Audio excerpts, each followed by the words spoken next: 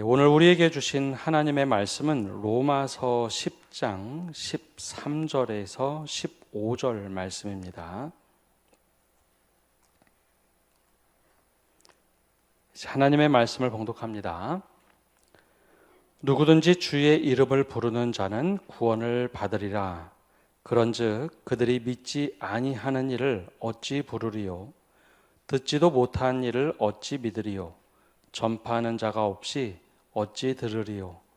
보내심을 받지 아니하였으면 어찌 전파하리요?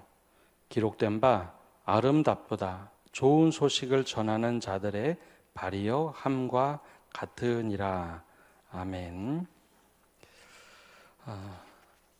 오늘도 주님의 은혜와 평강이 우리 모두에게 차고 넘치기를 간절히 축복합니다. 우리가 어떤 일에 가슴을 뛰며 살고 있습니까? 혹은 어떤 것에 관심을 두고 사십니까? 이 각자의 관심도에 따라서 보이는 것들이 다르고 들리는 것들이 다릅니다. 똑같은 것을 봐도 내 관심도에 따라서 다르죠. 그림 하나를 좀 보겠는데요. 일리아 레핀이라는 작가가 그렸던 아무도 기다리지 않았다라는 그림입니다. 잘 보이시나요? 예, 약간 이게 우리가 좀 흐리죠? 예, 이 그림을 잠깐 한번 보시고 어떤 게 좀 잘 내 눈에 쏙 들어오는지 한번 잠깐 그림을 보시고 생각 좀 해보겠습니다.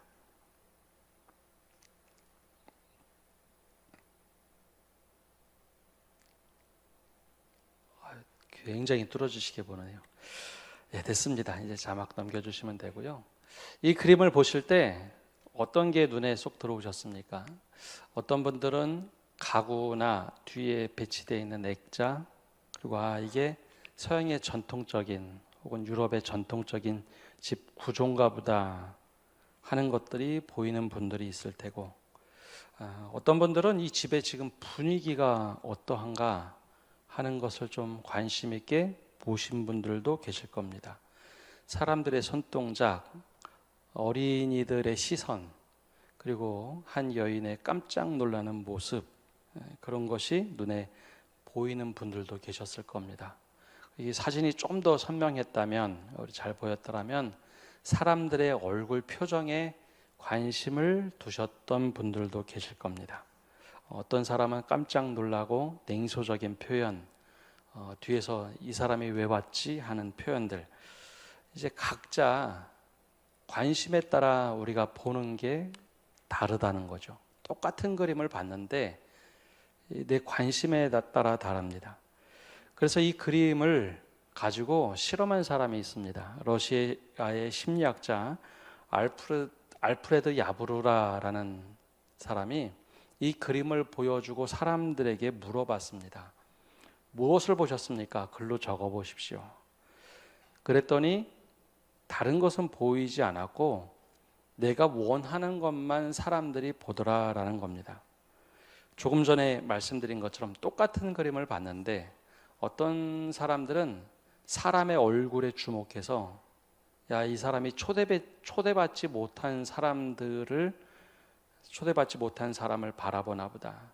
어린이의 시선을 보고 그것과 상관없이 오랜만에 온 저 남자를 기뻐하면서 보나 보다. 이 사람들의 얼굴에 관심을 둔 사람이 있고, 어떤 사람은 이 집의 배치, 저런 좋은 소파를 두고 있네, 벽에 저렇게 그림을 걸어놨네, 그리고 집의 구조를 열심히 본 사람도 있고, 또 저 옷 입은 거 봐라, 좋은 옷 입고 왔네, 또 좋은 옷을 입었구나. 이 관심도에 따라서 이 전체 그림을 본 게 아니라 내가 원하는 것만 보더라라는 것이죠. 그래서 사람은 내가 보고 싶은 것을 보게 되어 있습니다. 똑같은 것을 봐도 보고 싶은 것을 보고 듣고 싶은 것을 듣는다라는 거죠. 그래서 이 심리학자가 처음으로 그런 이론을 이야기하기 시작했습니다. 그러면 우리가 영적인 질문 한번 던져볼까요? 여러분 믿음 생활, 즉 신앙 생활 하면서 어디에 제일 관심을 두시고 신앙생활을 하십니까? 내가 성경을 읽어도 어디에 제일 관심을 두고 성경을 읽고 신앙생활을 하십니까? 우리가 그 신앙생활에 관심을 두는 것에 따라서 그것이 제일 좋은 신앙이라고 생각하는 경우가 많습니다. 근데 의외로 많은 경우가 복받는 이야기, 혹은 열심히 기도해서 건강을 찾은 이야기, 또 하나님은 마치 이 동양 사상에 있는, 동양의 신관에 있는 가신, 우리 집을 도와주는 가신처럼 나만을 축복해 줘야 돼, 우리 집만 축복해 줘야 돼 라고 주님을 기대하고 성경을 읽을 때가 참 많이 있습니다.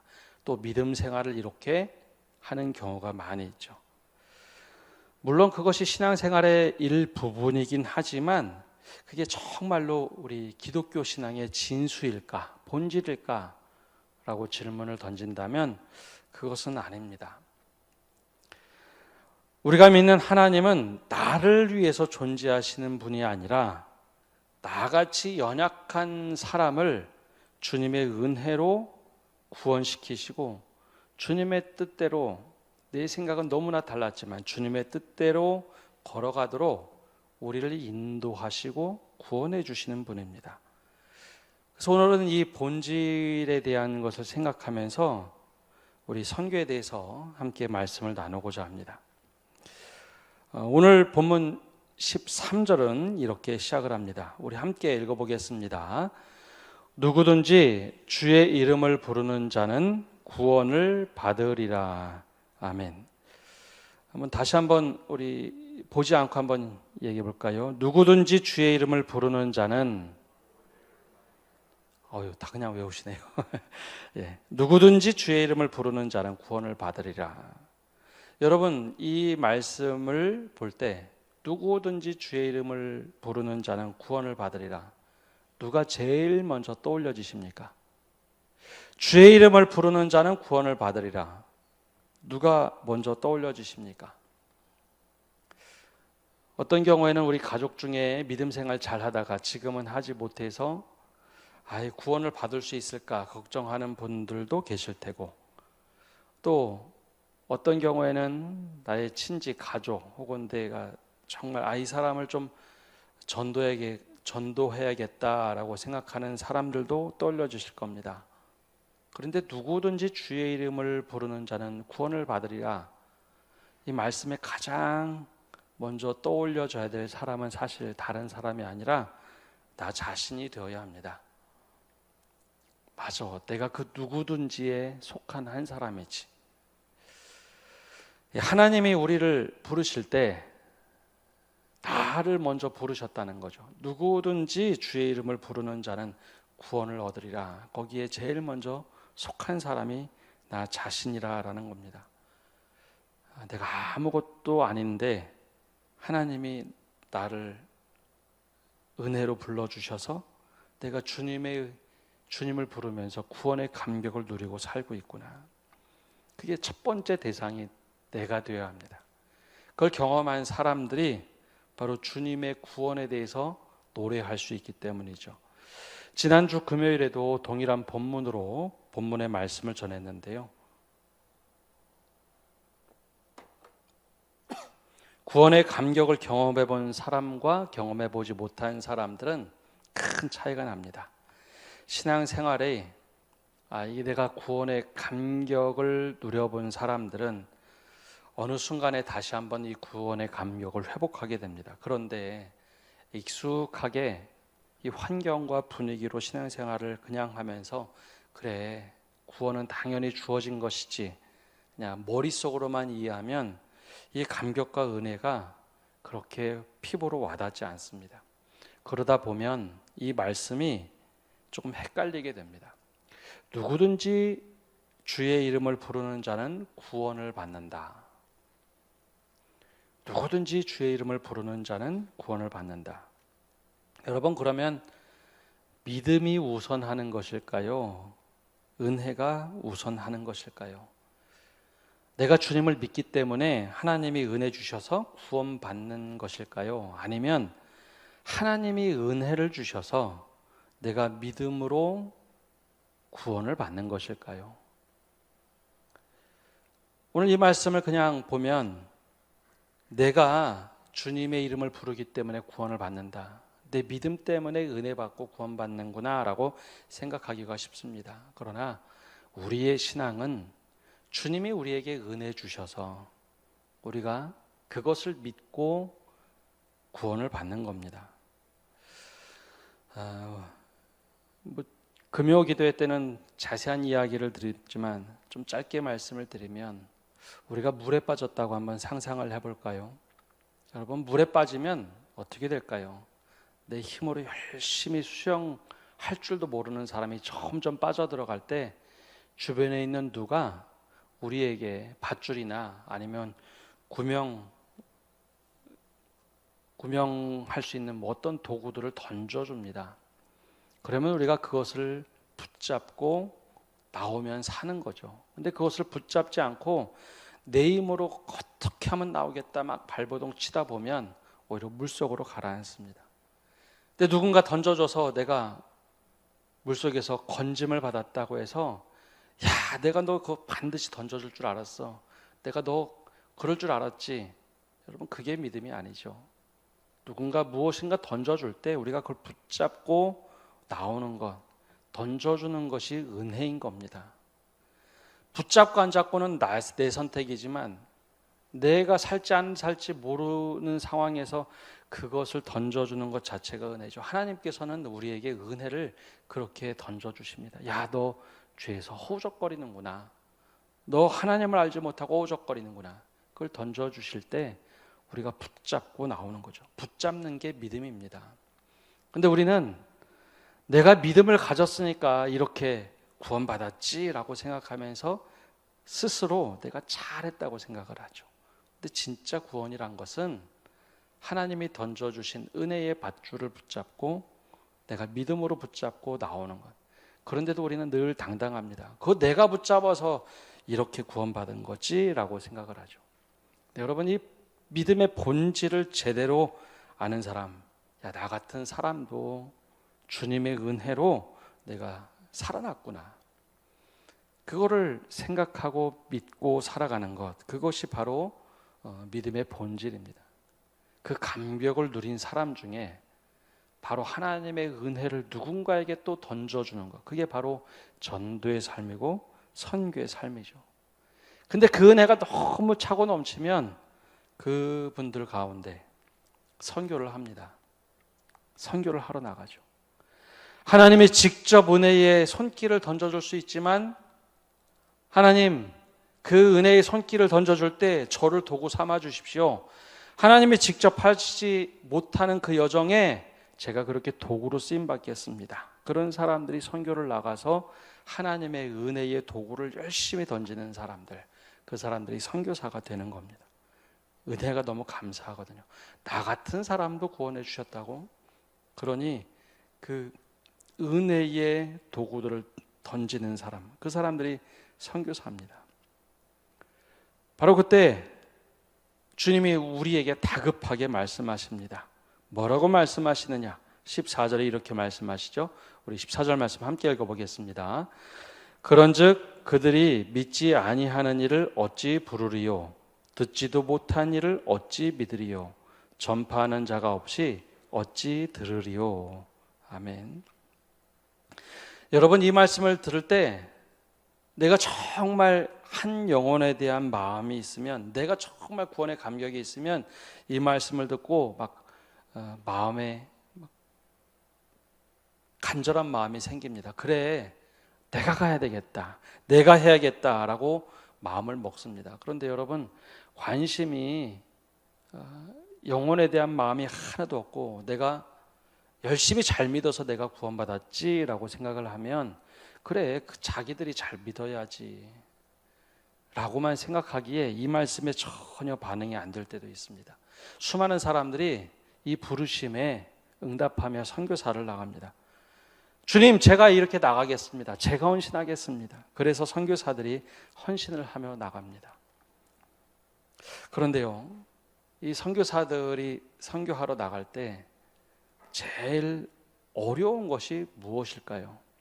내가 이 구원의 감격을 가지고 선교사를 나가는데 제일 힘들어하는 것 중에 하나가 바로 주님의 명령에 응답하여 선교사를 나간다고 할 때 어김없이 등장하는 회방꾼들이 있을 때 그게 제일 힘듭니다. 마귀가 그런 역할들을 사람 속에 들어가서 마음을 잘 후벼 팝니다.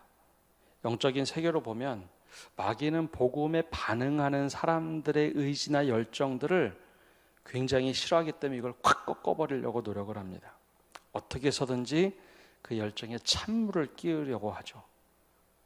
참 어려운 것이 교회 밖에서 무엇인가 얘기하기보다는 교회 안에서 주로 사람들의 입술을 통해서 이 선교하는 사람들에게 찬물을 확 껴는 경우가 많습니다.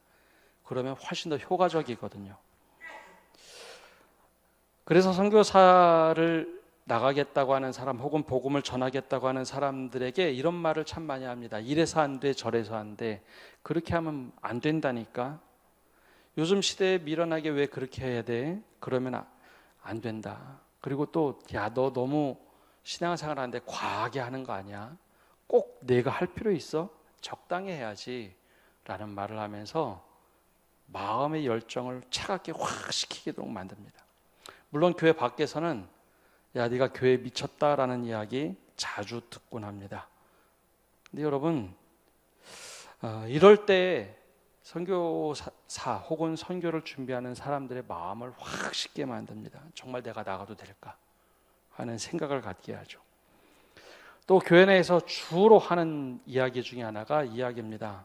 아직 우리 주변에 예수 믿지 않는 사람들이 너무 많은데 굳이 외국까지 가서 그렇게 선교할 필요가 있나? 주변도 신경 쓰지 못하면서 왜 굳이 알지도 못하는 나라까지 가서 그렇게 많은 돈을 써가면서 그렇게 복음을 전할 필요가 있는가? 그래서 선교 불가론을 이야기하는 사람들이 밖이가 아니라 교회 안에 정말 많습니다. 근데 그게 정말 바른 이야기일까? 근데 대부분 특이한 것은 이런 이야기를 하시는 분들 중에 많은 분들이 선교에 대한 마음이 아예 없는 경우가 많습니다. 하나님은 선교사를 통해서 복음을 알리라라고 저 천병으로 저 전장터, 영적 전장터에 보내놨는데 후방인 교회에서는 그 사람을 후원하느냐 마느냐 굳이 저렇게까지 할 필요가 있느냐라는 이야기를 하죠. 근데 여러분, 이런 이야기가 요즘에만 있던 것은 아닙니다. 근대 선교의 아버지다라고 불리는 윌리엄 캐리라라고 하는 선교사가 있었습니다. 이 선교사는 1700년과 1800년대에 걸쳐서 사역하던 선교사입니다. 자막 좀 띄워주시죠. 예. 이 윌리엄 캐리는 인도에서 활동하던 영국 선교사였습니다. 1700년대니까 지금부터 꽤 오래전, 적어도 200~300년 전에 선교하던 사람이었죠. 근데 이 당시에는 선교사가 외국으로 그렇게 많이 나가지 않던 시대입니다. 거의 나가지 않던 시대였죠. 그가 선교사로 나간다고 교단 안에서 보고를 할 때 이 교단이 선교사를 보내본 적이 없었습니다. 근데 그를 제일 반대했던 사람이 누구였는가? 누구였을까요? 연세가 많았던 존 라일랜드라는 목사님이었습니다. 윌리엄 캐리가 내가 선교사를 나가야겠다 자세한 보고를 쭉 하고 있는데 그때 이 노 목사였던 존 라일랜드가 벌떡 일어서서 이렇게 했습니다. 젊은이 그만두게, 그만 앉으라고. 하나님께서 이방인을 개종시키시려면 나하고 당신이 안 해도 하나님이 다 하실 일이다. 그 당시에 신학이 이랬습니다. 하나님이 하실 일은 하나님이 하신다. 그러니 하나님이 하실 일을 왜 당신이 굳이 나서서 하느냐고, 빨리 앉으라고 하면서 면박을 주었죠. 이 이야기는 아주 유명한 일화입니다. 근데 그뿐만 아니라 가족들도 마찬가지였습니다. 왜 굳이 인도까지 가서 돈 벌러 가는 것도 아니고 인도까지 가서 복음을 전한다고 하느냐. 가족들이 제일 많이 반대했습니다. 이뿐만 아니라 당시 인도에는 우리가 많이 들어봤던 인도에 있던 동인도 회사, 영국의 동인도 회사, 이 동인도 회사가 공식적으로 윌리엄 캐리가 오는 것을 반대했습니다. 왜냐하면 지금 우리가 경제적으로 또 정치적으로 인도에서 돈을 많이 벌어야 되는데 선교사가 오면 구제하자고 할 거고, 선교사가 오면 그곳에서 복음을 전한다고 할 거고, 그들을 존중해 주려고 할 텐데 그런 선교사는 필요 없다. 우리가 돈 벌어야지. 그래서 엄청난 반대에 휩싸이게 됩니다. 그럼에도 불구하고 윌리엄 캐리가 인도로 선교사를 떠납니다. 그리고 이 윌리엄 캐리 때문에 현대 선교의 출발이 되었다라고 하죠. 왜냐하면 이 윌리엄 캐리가 과거에 똑같은 선교의 패턴을 가져간 것이 아니라 어떻게 하면 인도 사람들과 호흡을 하며 복음을 듣게 할 것인가. 현대에 하고 있는 선교의 모든 기초를 그가 놓았습니다. 그래서 사도들에게만 선교하라고 한 것이 아니라 세상 끝날까지 너희와 항상 함께 있으리라 라고 했던 주님의 명령은 지금 우리에게도 필요하다. 그래서 그가 선교를 열면서 지금까지 우리가 이렇게 선교를 하게 되었습니다. 만약에 그가 선교하지 않았더라면 아마 우리나라에 들어왔던 수많은 선교사들이 거의 들어오지 않았을 겁니다. 이 윌리엄 캐리가 선교하면서 선교는 저렇게 하는 거구나. 이후에 허드슨 테일러라는 선교사도 나왔고 아도니람 저드슨이라는 아프리카 갔던 선교사들도 나왔고 수많은 20대 선교사들이 윌리엄 캐리의 모습을 보고 영국과 미국에서 1800년대 말에 1900년대 초에 자원해서 선교사로 나왔습니다. 그 선교사들 중에 하나가 사무엘 마펫이라든지 마펫 선교사 일가가 여기 대구 땅에도 내려왔었죠. 그들은 하나님이 내게 주신 은혜가 너무나 감격스러워서 사람들이 막고 반대해도 그 길을 떠났습니다. 그래서 우리가 지금도 복음을 듣고 살아가는 겁니다. 여러분, 그러기에 우리가 하나님의 일에 우리가 참여하는 사람이 되어야지 하나님의 일에 막어서는 사람이 되어서는 안 된다는 것입니다. 복음에 반응하며 귀한 일을 한다고 선언하고 나가는 사람을 격려해 주는 사람이 되어야지 그 뒤에서 막아서는 사람이 되어서는 안 된다는 것이죠. 막 불이 붙으려 할 때, 선교의 열정이 붙으려 할 때 함께 부채질 해주는 사람이 되어야지 거기에 찬물 끼얹어 있는 사람이 되어서는 안 된다는 것입니다. 자, 그래서 오늘 15절에는 이렇게 말을 합니다. 우리 15절 말씀 우리 함께 읽어보겠습니다. 보내심을 받지 아니하였으면 어찌 전파하리요? 기록된 바 아름답도다 좋은 소식을 전하는 자들의 발이여 함과 같으니라. 아멘. 보내심을 받지 아니하였으면 어떻게 전파할까요? 보내심을 받은 사람들이 있어야 합니다. 그 사람들이 진짜 아름다운 발을 가지고 있는 것이고 복된 소식, 즉 좋은 소식의 복음을 전하는 사람들입니다. 그러면 우리가 어떻게 해야 될까요? 여러분, 사람마다 소명은 다 다른 겁니다. 어떤 사람은 복음의 그 감격을 가지고 전하는 사람도 있는가 하면 반대로 가지 못하는 사람들도 분명히 있습니다. 그것은 소명이 다른 것이지 잘못된 것이 아닙니다. 그럼 적어도 발목 잡는 것이 아니라 우리가 그들을 위해서 기도해주고 정말 열심히 후원을 해줘야 하는 겁니다. 그래서 아까 말씀드린 대로 교회에서 재정을 아끼며 이런 얘기 많이 합니다. 교회의 재정을 아껴서 효율적으로 사용하자.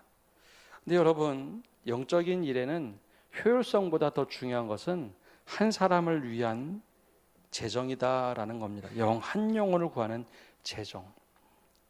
그래서 하나님께서는 이 재정을 효율이 아니라 정말 성경의 원리대로 하나님께서 한 영혼을 구하는데 어떻게 물질을 쓸 것인가 하는 관점으로 바꾸도록 신약 성경은 계속해서 우리들에게 이야기합니다.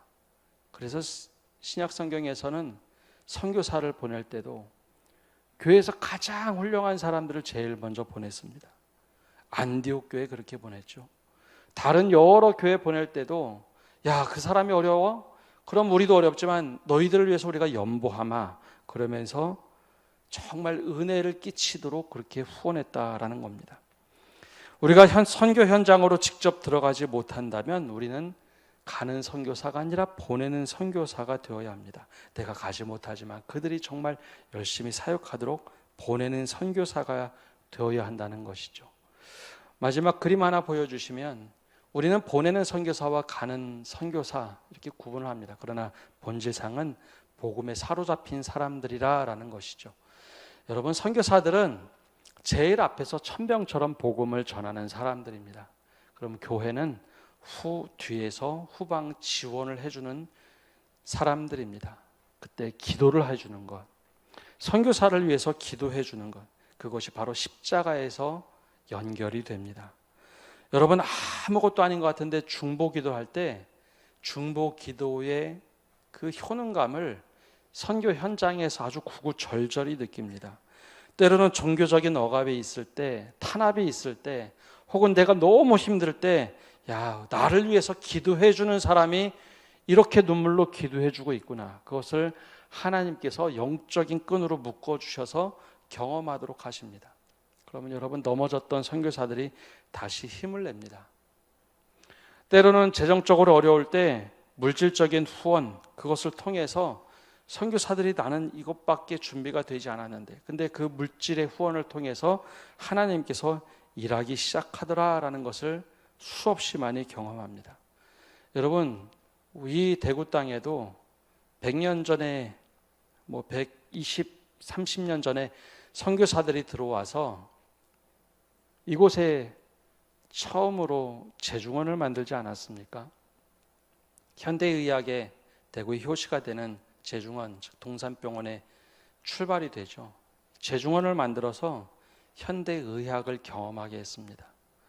현대 학교가 없을 때 그들이 들어와서 신명학교나 지금에 있는 여러 대학의 뿌리가 되는 학교들을 만들기 시작을 했습니다. 그들이 막 돈이 넘쳐서 그렇게 했을까요? 미국 교회가 엄청나게 부흥을 해서 그 당시에 그런 것들을 만들었을까요?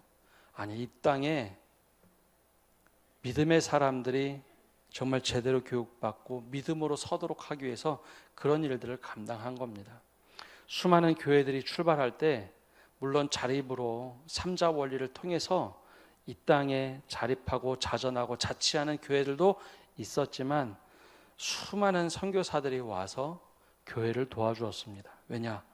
이 땅에도 복음이 필요하고 구원받아야 될 사람들, 은혜의 도구를 던져줘서 그것을 붙잡고 일어나야 될 사람들이 많았기 때문에 그렇게 했습니다. 전 세계에서 선교를 받고 선교사를 파송하는 나라가 많지가 않습니다. 그 중에 대표적인 나라가 바로 우리나라입니다. 우리는 선교사들이 들어와서 선교를 통해서 교회들이 세워졌고 또 수많은 교회들이 건강하게 자라고 지금은 전 세계에서 두 번째, 세 번째로 선교사를 많이 파송하는 나라입니다. 그러나 더 중요한 것은 그런 선교사들이 사역할 수 있도록 우리 교회가 열심히 기도하고 섬겨 나갈 때 우리 교회가 오히려 더 선교의 열정, 복음의 열정으로 가득 찰 수 있다라는 것이죠. 왜냐? 선교지에 가보면 우리의 초기의 믿음을 다시 한번 엿볼 수 있기 때문입니다. 맞아, 우리도 저렇게 믿음 생활했지. 우리도 저렇게 도전을 했지. 그래서 우리가 선교한다는 것은 단지 선교사가 가는 것만이 아니라 우리가 열심히 이곳에서 후원하고 기도로 돕고 할 때 바로 우리가 그 선교에 동참하는 것입니다. 우리 교회는 동부가 있는 조선족 2개 교회를 돕고 있습니다. 이름은 우리가 밝힐 수 없지만 2개 교회를 돕고 있습니다. 그뿐만 아니라 우리 필리핀 아이따족을 위해서 원로 목사님이 사역하고 계시고 또 인도네시아 바탐의 이근수 선교사님 이제 올해 사역을 마지막으로 마치게 되는데 또 그곳도 후원하고 있고, 캄보디아 캄퐁스포에서 사역하는 우리 최석봉 선교사님도 후원하고 돕고 있습니다. 우리가 이런 사역을 할 때 하나님, 우리가 정말 그 선교 사역을 통해서 그 땅에 하나님의 나라가 온전히 임하도록 하는 것, 그리고 그 선교지를 통해서 우리가 다시 도전받는 것. 아, 맞아, 원래 우리 믿음이 저런 은혜에 감격하는 믿음이었지. 그리고 하나님의 역사에 직접 참여하는 믿음, 바로 그 믿음을 가질 때 하나님이 기뻐하시는 교회가 될 겁니다. 바로 그런 구령의 열정과 선교의 열정을 갖는 모든 성도들 되시기를 간절히 바랍니다. 우리 다 함께 일어나셔서 우리 함께 찬양하고 기도하겠습니다. 주님 말씀하시면 찬양하겠습니다.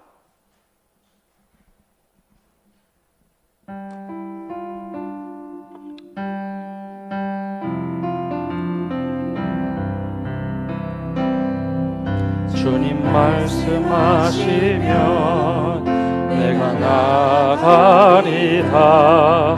주님 뜻이 아니면 내가 멈춰서리다. 나의 가고 서는 것 주님 뜻에 있으니 오 주님 나를 이끄소서. 다시 한번 찬양합시다. 주님 말씀하시면, 주님 말씀하시면 내가 나가리다. 주님 뜻이 아니면 내가 멈춰서리다. 나의 가고 서는 것 주님 뜻에 있으니 오 주님 나를 이끄소서. 뜻하신 그곳에 나 있기 원합니다. 이끄시는 대로 순종하며 살리니 연약한 내 영혼 통하여 일하소서. 주님 나라와 그 뜻을 위하여 뜻하신 그곳에 나 있기 원합니다. 이끄시는 대로 순종하며 살리니 연약한 내 영혼 통하여 일하소서. 주님 나라와 그 뜻을 위하여 오 주님 나를 이끄소서. 우리 기도하며 나갑시다. 우리가 구원의 감격을 회복하는 우리가 되게 달라고 기도합시다. 주님의 은혜 주셔서 우리가 구원받았는데 이것이 당연한 것이 아니라 구원의 감격을 회복하는 은혜를 달라고 우리 기도합시다. 더 나아가서 주님, 우리가 복음을 전하는데 걸림돌이 되는 사람이 아니라 하나님 지원하고 후원하는 그런 보내는 사람들이 되게 달라고 우리 기도합시다. 마지막으로 우리 간절히 기도할 때 우리 교회가 하나님 선교의 진심인 교회, 내가 선교의 진심인 성도의 삶을 살게 달라고 우리 간절한 마음을 가지고 합심해서 기도하며 나가겠습니다. 기도하겠습니다. 하나님 아버지, 이 시간 간절히 소망하며 기도하오니 우리가 구원의 감격을 회복하는, 구원의 감격을 다시 한번 찾는 저희가 되게 하여 주옵소서. 주님이 우리를 아무것도 아닌데 누구든지 주님을 부르기만 하면 구원을 받는다고 허락하신 그 은혜의 감격을 하나님 회복하게 하여 주시옵소서. 더 나아가서 주님, 우리가 복음의 걸림돌이 되지 않고 선교에 도움이 되는 사람들이 되게 하여 주옵소서. 내 말 한마디 한마디가 하나님, 누군가는 전도하고자 하는데 누군가는 선교하고자 하는데 걸림돌이 되어지는 사람이 되지 않게 하여 주옵소서. 오히려 그를 격려하고 세워가고 복음의 도전이 되는 사람들이 되게 하여 주옵소서. 우리가 기도할 때 선교사들이 열심히 사역하게 하시고 우리가 주님 앞에 무릎 꿇고 간절히 간구할 때 선교사들이 복음에 제일 앞장서서 영적인 전쟁에 헌신하는 자들이 되게 하여 주옵소서. 우리 한마디 한마디가 선교사들의 숨통을 조이는 것이 아니라 하나님께서 허락하신 선교사들의 일을 돕는 이들이 되게 하여 주옵소서. 내 기분대로 하지 않게 하시고 내 생각대로 하지 않게 하시고 선교에 도움이 되는 거침돌이 되지 않도록 은혜 내려 주시옵소서. 하나님, 주님의 은혜를 구하며 나갑니다. 누구든지 주의 이름을 부르면 구원을 얻는다고 하셨는데 구원의 은혜가 너무나 당연한 것이 되어서 내 믿음이 더 중요한 사람이 되진 않았는지 우리를 돌아보게 하여 주옵소서. 마치 내 믿음 때문에 내 믿음이 주님이 나를 위한 사람, 주님인 것처럼 늘 생각하고 살았다면 주님이 이 모든 것을 뒤로하고 주님의 구원의 감격, 은혜를 회복하게 하여 주시옵소서. 그때 하나님, 우리가 선교사를 더 열심히 보내고 후원하고 헌신하는 저희가 되게 하여 주옵소서. 우리 말 한마디 때문에, 내 생각으로 내뱉는 한마디 때문에 선교사들이 좌절하거나 복음을 전하고자 하는 사람들이 상처받지 않게 하여 주옵소서. 나는 무심코 던진 말인데 그것 때문에 더 이상 선교사들이 혹은 복음을 전하는 이들이 상처받고 좌절하지 않도록 하나님, 우리의 입술 하나하나를 주장하여 주시고 우리 말과 생각과 모든 것을 통해서 선교사들과 선교하는 모든 사람들이 도전받고 일어날 수 있도록 은혜 내려주시고 그들이 최전방 영적 전쟁터에서 복음을 전할 때 우리의 기도를 통해서 우리가 후원하는 모든 것들을 통해서 정말 복음을 온전히 증거할 수 있는 선교사들이 되는데 우리 교회가, 바로 내가 쓰임받게 하여 주시옵소서. 주님, 우리가 이 열정을 가지고 세상을 향하여 나갑니다. 주님께서 우리 앞에 계셔서 우리에게 바른 길을 보여주옵소서. 주님이 우리 곁에 계셔서 우리를 팔로 껴안아 지켜주옵소서. 주님이 우리 뒤에 계셔서 못된 사람들의 흉계에서 보존해 주옵소서. 주님이 우리 아래 계셔서 우리가 떨어지면 받아주시고 덫에서 끄집어내어 주옵소서.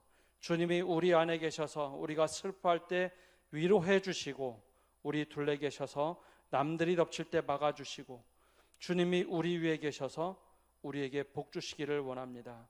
이제는 예수 그리스도의 은혜와 아버지 하나님의 크신 사랑과 성령님의 교통하심과 위로하심이 오늘 예배를 드리며 주님 말씀에 반응하고 복음에 반응하고 선교하기에 힘쓰는 모든 성도들 위해 온라인으로 예배하는 믿음의 권속들과 온 세계에 흩어져 사역하는 선교사들과 그 사역지 위에 이제로부터 영원까지 함께 하시기를 간절히 축원하옵나이다. 아멘.